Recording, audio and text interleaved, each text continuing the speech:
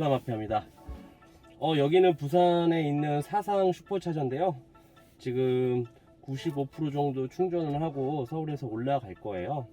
그러다 보니까 잠깐 이제 10분의 정도 시간이 남아가지고 한 4개월 정도 운행을 하면서 한 15,000km 정도 탔거든요. 보시면 여기 5,000km 탔을 때보다 15,000km tas을 때 그 전보다 더 어떤 보이지 않았던 어떤 단점들을 말씀드릴까 해요. 첫 번째는 여전히 AS 문제인 것 같아요. 최근에 가장 큰 이슈가 누수 문제였잖아요. 누수 문제.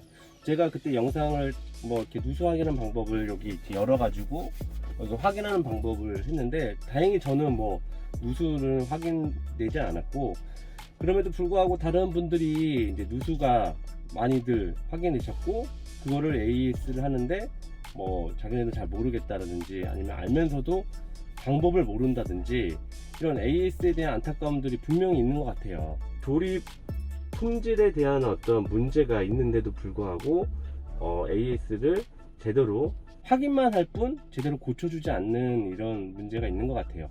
저희 나라뿐만 아니라 아마 미국이라든지 다른 타 국가에서도 이 테슬라의 조립 품질에 대한 문제가 많아졌고, 그리고 누수 문제, 특히 우리같이 긴 장마철이나 이렇게 되면 비가 이 안으로, 차 안으로 들어와 가지고 축축하게 젖잖아요. 이런 문제가 많이 발생을 했습니다. 새 차를 사고 누수가 되면 얼마나 사실 오는 게 빡치겠어요.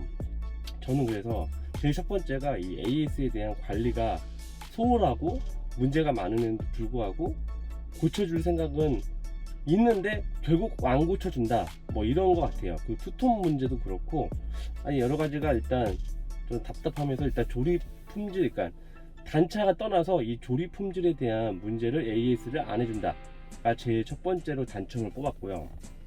두 번째는 이렇게 사용을 하면서 이제 걔는 업데이트가 되잖아요. 업데이트가 되는데도 불구하고 어떤 건 잘 업데이트 돼요. 하지만 소프트웨어에 오류가 많이 있어요. 예를 들어서 업데이트를 했더니 블루투스 연결이 안 돼요.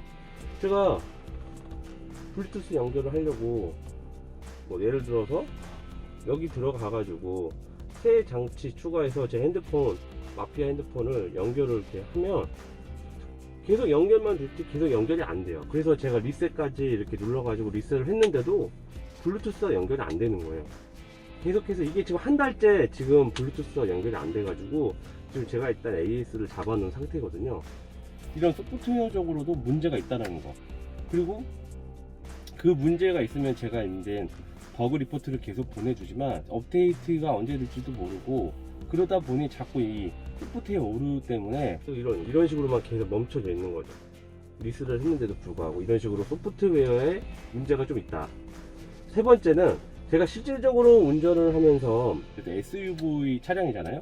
그런데 바닥이 이게 좋으면 좋은 건데 바닥이 차체가 좀 낮다 보니까 도로 주행을 하다 보면 이렇게 울퉁불퉁 튀어나오거나 곡선이 갑자기 올라오는 데가 있어요. 그러면 거기 바닥에 다 긁어먹더라고. 다다닥 이런 거 많이 느끼셨을 거예요. 그러다 보니까 차체가 너무 낮은 거 아닌가. 너무 낮다 보니까 세단도 그냥 지나가는데 그 몇 센치 차이로 저희 차가 그냥 다 긁는 소리가 탁탁탁 소리가 나는 거예요. 그런 부분이 있었고, 또 하나는 유턴을 했는데도 모델 Y는 2차선 도로를 한 번에 못 도는 거예요. 한 번에. 그러면 꼭 3차선 도로도 간신히 돌고, 그나마 좀 차선을 좀 바깥쪽으로 빼가지고 돌면은 3차선을 한 번에 돌겠는데, 이 2차선 도로는 진짜 한 번 다시 후진했다가 다시 유턴을 해야만 하는 그런 게 있습니다. 2차선 도로에서는 한 번에 돌지 않는다는 거, 그런 게 있었고,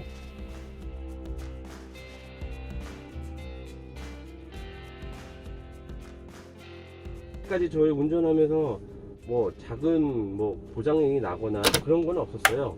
그런 건 없었고, 그래도 가장 저한테는 최근에 이슈는 그런 AS 문제가 있었고 누수 문제가 있었다는 걸 거듭 말씀드리고요.